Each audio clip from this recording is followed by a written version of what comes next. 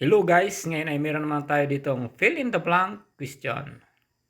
Ang sabi dito, penkani torokal, kajang almatong kusul kurusipsyo. Ang ibig sabihin ay ang susunod na blank, pinakatamang sagot ang pipiliin. Number isip ubon.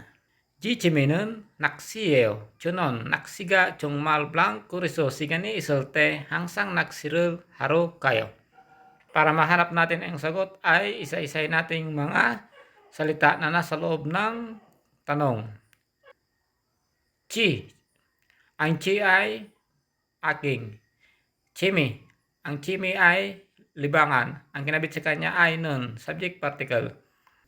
Naksiyo. Naksi. Ang naksi ay mamanwit or maminwit.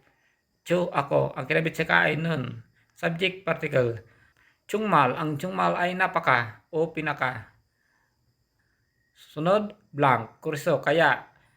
Ang kuriso ay kaya. Sigani. Ang sigan ay oras or time.